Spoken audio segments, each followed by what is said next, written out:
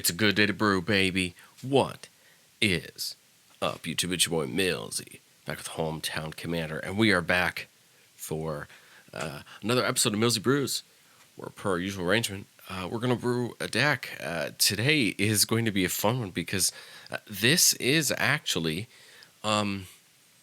the first mono black deck I've ever brewed. I feel like that's probably not an accomplishment to some other people.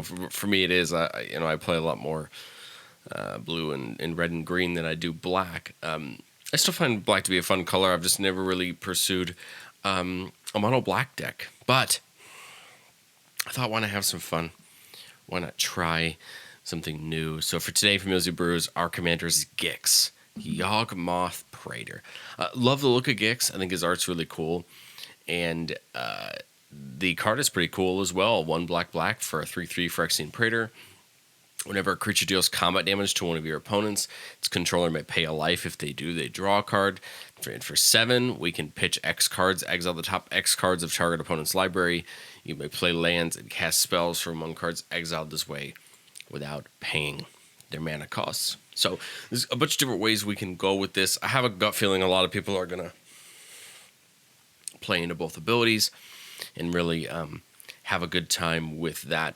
The way I kind of approached Gix, and we'll talk about my decisions here in the cards that I'm playing, was I want to really use his first ability to give us card draw advantage, get us draw cards. But I also wanted to kind of use some of the inherent value that black gives us to kind of hurt our opponents along the way. All right, so let's start with the lands. I'm only playing 33, and the reason is because I think our curve's pretty low. If we come down near to the curve, we're sitting pretty low, and we're gonna get into some of the mana rocks and things like that we're playing as well. So I don't think that we're truly hurting by only playing the 33. Predominantly a lot of swamps because, again, we're a monocolor, so we want those basic lands. We're playing the Cabal Coffer Zergborg combo because it's going to greatly increase the amount of mana that we can produce. Going to help us get those big turns. Castle Locthwain for some draw, even though we already have some draw on our commander. Nykthos, I have a feeling that Devotion's going to come into handy. We're playing a lot of permanents, so I have a feeling that Nykthos will give us a little bit of value. We're playing the Reliquary Tower to have no maximum hand size. Again, Gix is going to be drawing us cards when we're dealing damage to our opponents, so we want to keep that hand size as high as possible. And then Urza's Saga, just because we love Soul Ring, and things like that. And there's actually a couple things that Urza's Saga can get in the deck. All right, let's move into enchantments. We're not playing a ton of enchantments, but I tried to focus on getting enchantments that give us the value we want. Font of Agony says whenever you pay life, you put that many blood counters on it. Pay 2, remove 4 on it, destroy target creature. I feel like Font of Agonies could be this cool removal piece that people aren't really going to think about. We need to pay 4 life, which hopefully is 4 Gix triggers where we pay life to draw cards, but there's plenty of other ways we can do it. But I think Font of Agonies is pretty cheap to get down, and then hopefully it kind of helps us net some value. Phyrexian Reclamation lets us pay 2 life and pay 2 mana to get a card back from our graveyard, or creature card back. I'm playing a little bit of Reanimation, but not too much. I think this is going to help us get the cheap creatures back, because we're playing some cheap creatures to try to get in early, or if we have a big creature die, we can get it back to our hand and play it again. So I think Phyrexian Reclamation is good, and it's also going to count for one of those Devotion pips. We're playing Bad Moon. Black creatures get +1/+1. All of our creatures are black, of course. We're not playing any colorless creatures. So Bad Moon is simply just going to buff all of our creatures. It's going to help us out a ton. Meat Hook, it's a great removal piece, as well as one that gets down. Whenever a creature you control dies, each opponent loses a life, is just going to help us try to siphon that little bit of more life off of each of our opponents. Black Market Connections. I feel like Black Market Connections is probably a black staple at this point in Commander. For 1 life, you get a treasure. For 2 life, you draw a card, or for 3 life, you get a 3/2 changeling token, but most of the time people use this for the treasure, and I think it's well worth the life to get the treasure. The bad part here is we're not paying the life, so it's not going to count for Font of Agonies, but I think we'll still happily lose the life to get a treasure if we need it, or draw that card if we need it. No Mercy, it just got reprinted in Dominaria United, and I think it kind of fits this deck really well. We're going to be focused on attacking, so I think what No Mercy is going to do is it's going to kind of disincentivize our opponents from attacking us by saying whenever a creature deals damage to us, we destroy it. I think that's just going to end up being really good for our strategy. It's going to kind of put the brakes on our opponents on attacking us if they don't want to lose their creatures. Now, of course, if our opponents gives all their creatures indestructible, it is what it is. But I think No Mercy will stop enough things from killing us. Worst case scenario, it just means we get attacked by a bunch of tokens. Dictate of Erebos, I feel like, is one of those high-end game winners most of the time. What this is going to do is pretty much allow us to attack without any downside, because if our creatures die in combat, each of our opponents has to sack a creature, or if we sacrifice a creature to another effect, or they die somehow, if 3 of our creatures die, all of our opponents have to sacrifice 3 creatures, and what that's going to do is kind of keep the boards at parity, even if we're behind, and if we're ahead, it's just going to make it even worse for our opponents. And then I thought it was only fair to run the Cruelty of Gix since we're playing Gix. This is a cool card. You can choose anywhere you want to start because of the read ahead. So starting at first, we'll take a creature out of someone's hand and discard it. Second, go get any card, put it into our hand, and then we lose 3 life. And then the third one, put a creature from the graveyard onto the battlefield under your control. So we can target our opponent's creatures as well.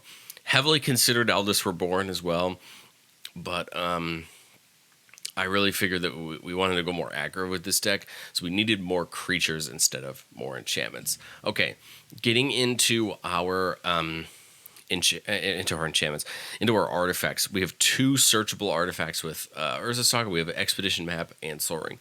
Expedition Map is in here for 2 reasons. 1, to get us a swamp if we need it, or 2, to get us Cabal Coffers or Urborg if we need to kind of complete that pairing of lands to get us lots of mana. Our two mana artifacts are playing Arcane Signet, Jet Medallion, Lightning Greaves, and the Boots.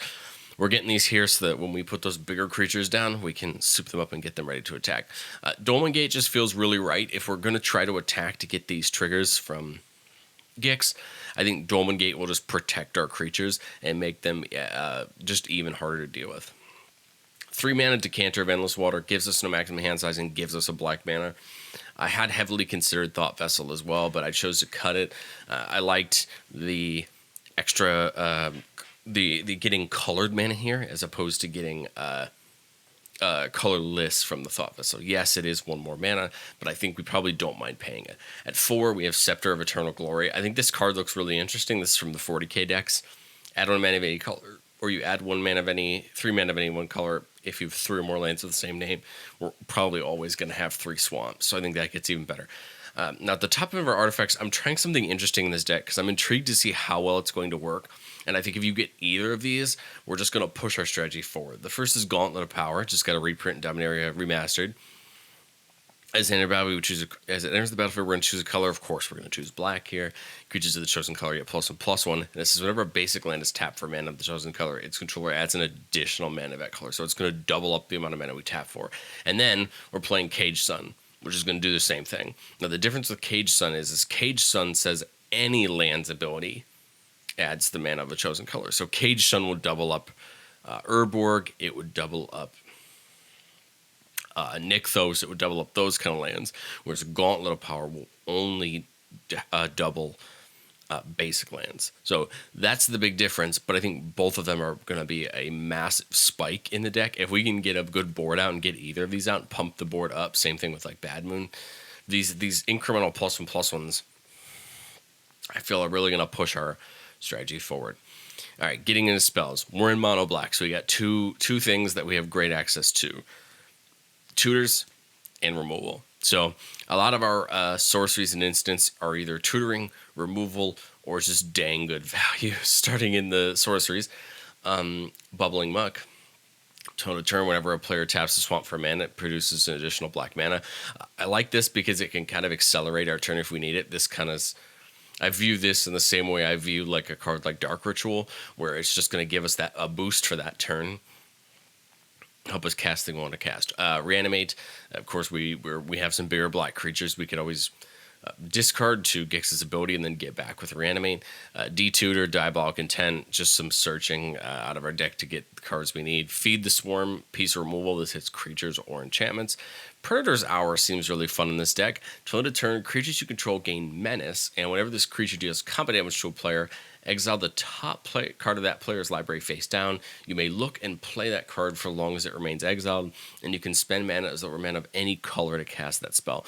This seems really interesting because if we can use a lot of these cheap creatures that have flying and things like that, or give our creatures these little evasions, but then also give them menace, hopefully we can kind of sneak some cards off the top of our opponent's libraries here. So I like Predator's Hour. I think it seems interesting. Tormented Hellfire, good black finisher.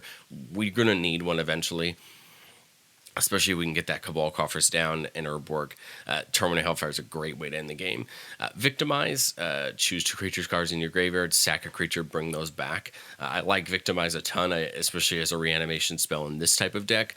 If a lot of our creatures go to the graveyard, I don't mind getting rid of one of the ones we have to get 2 back, especially if those 2 back are worth a ton of mana, right? Damnation is a board wipe, one of the best black board wipes that you can pick. So Damnation's pretty cool. And then I put in Mutilate here. All creatures get -1/-1 until end of turn for each swamp you control. I chose to play this over Toxic Deluge, and the reason is I like that it gets around Indestructible, and I have a feeling we're going to have a ton of swamps anyway. I guess you might run the risk of us not having enough, and maybe Mutilate doesn't give as much of a -/. But a lot of the times when Mutilate's going to get you the most value, it's when you're playing these Go Wide token decks, right? And a lot of the time, Go Wide token decks only have creatures that are 4/4s or 5/5s maximum. So as long as we can get to 5 swamps, I think Mutilate becomes just as good as Toxic Deluge.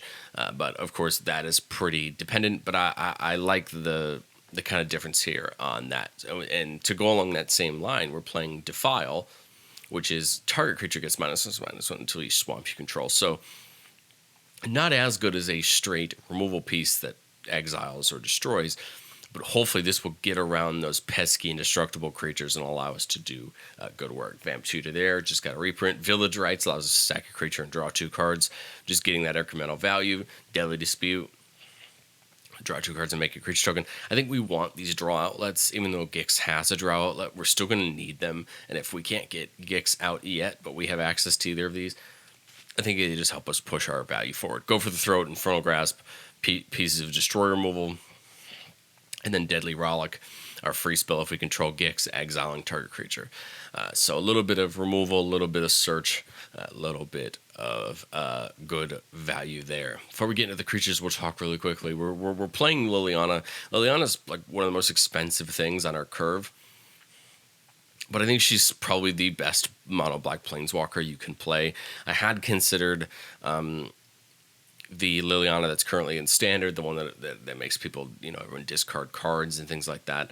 But I think Liliana Dreadhorde General is probably the best mono black planeswalker we can play, maybe other than the War of the Sparkle Nyx list, which has people lose life when they draw cards.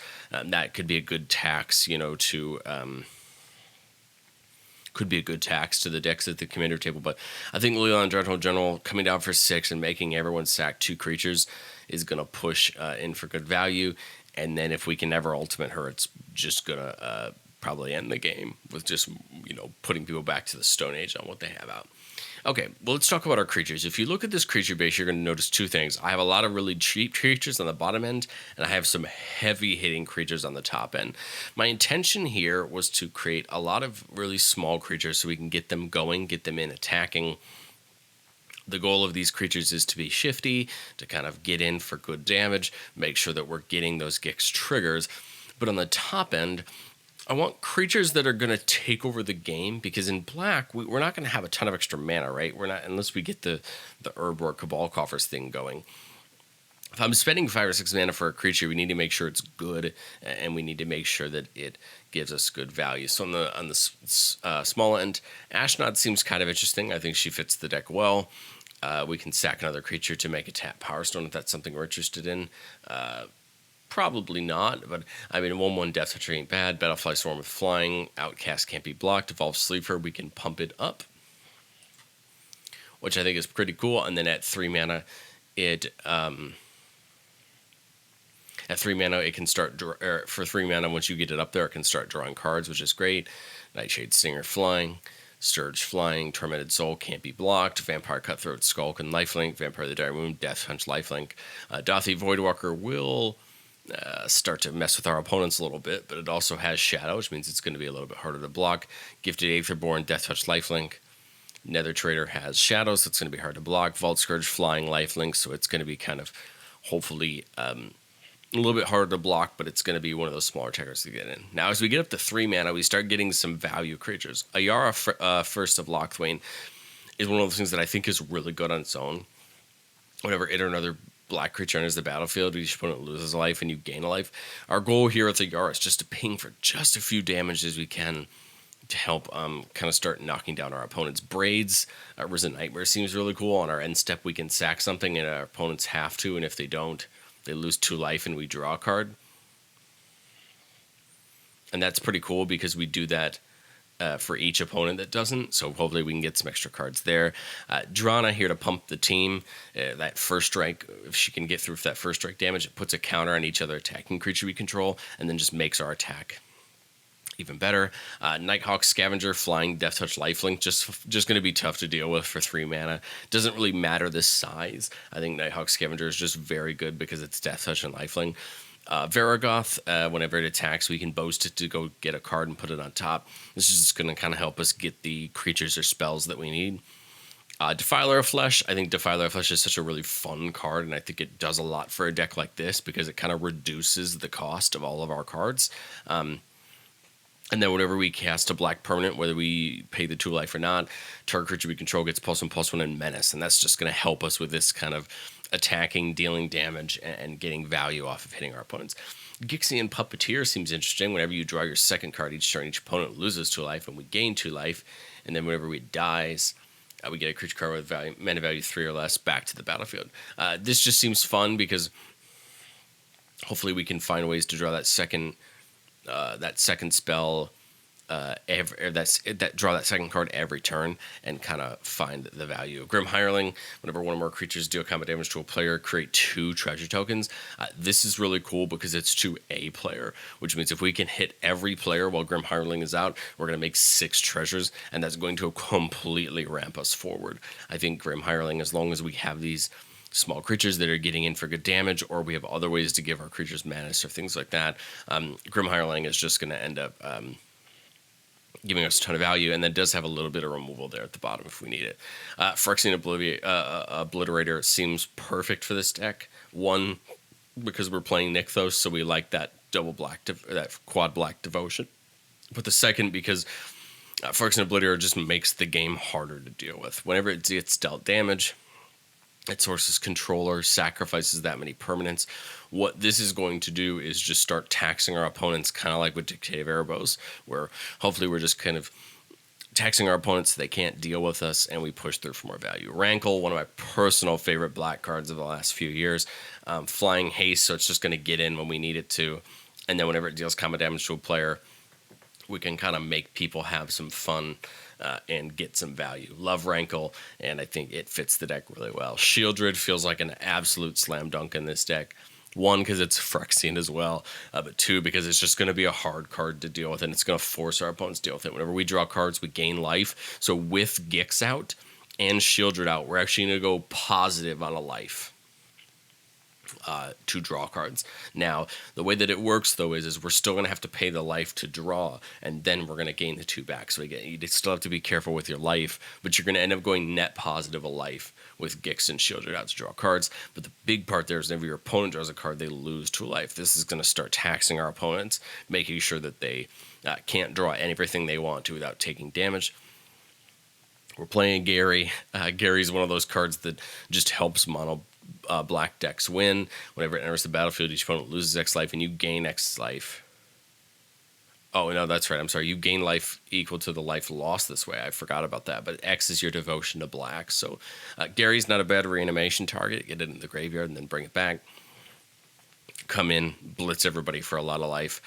Gary's one of those cards that most of the time ends games because you put up a decent board state, and then this triggers on the stack, and it's just going to hurt people. Psychosis Crawler seems like a ton of fun. It's power tough, so you can know the number of cards in your hand. Whenever you draw a card, each opponent loses a life. So this is cool because you pair this with Gix, and now you have even more of a benefit for drawing cards off of Gix when you're hitting your opponents. I know a lot of people don't like Turgid, but I feel like in a mono black deck, Turgid is kind of one of those cards you have to deal with whenever opponent sacrifices a non-token permanent or discards a permanent card. You may put that card from a graveyard onto the battlefield under your control. This just pairs with the small amount of other things that we have that forces our opponents to sacrifice things, or not much, but I think Turgid on its own can just swing a game in your favor. People now have to think about what they're doing. What are they sacrificing? What are they discarding? How are they playing their strategies? And hopefully Turgid can kind of help spin the fight in our way. This is in here, so if we see Obliterator, we see Dictative Erebos, it just starts a chain reaction that is just going to hurt our opponents. And if we don't want to play Turgid, we can play the Lantern on the backside. Target player loses 3 life unless they sacrifice a non-land permanent or discard a card, and 3 and a black to untap it. If we have enough black mana, the backside can just turn into a Torment of Hailfire of sorts, basically. Just start hurting your opponent, have to make them make those choices. And so both sides of Turgid are just good. I don't think I like Turgid in the command zone as much. Turgid, of course, just has a very negative reputation at this point, but I like it as one card in the 99. You could go get it with your tutor if it's what you need, and it just seems like a fun card. And then Flesh Gorger just seems like a ton of fun. Menace, lifelink, and then pay life equal to its power as the ward. So this comes down.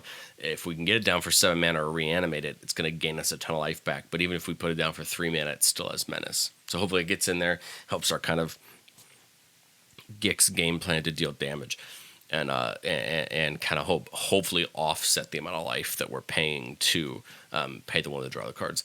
I tried to mix as much lifelink as I could into the creatures to hopefully kind of like counteract that life we're paying to draw cards. But in that, I think this deck seems really interesting. I think this is a mono black deck I might actually play. It still likes to attack. You're still getting your value, but you're kind of doing it in my opinion, more of a red way of doing it than a green way. You still care about the creatures, you're still getting crafty, but you really get to see the black side of this shine by having to kind of pay that life to get that ability, push your resources on the line to get a benefit. But if you can, you're just going to take over the game and hopefully push the game out. So friends, that is my list for Gix, Yawgmoth, Praetor. The deck list will be down in the description if you want to go see this, as well as every time I put a deck list, you have my considering board of what I looked at and what I didn't put in. Let me know, what would you do with Gix? What would you do differently? What would you play differently? Are there any combos or any spells that I missed that I didn't play? Please like, comment, and subscribe, and I will catch you guys next time.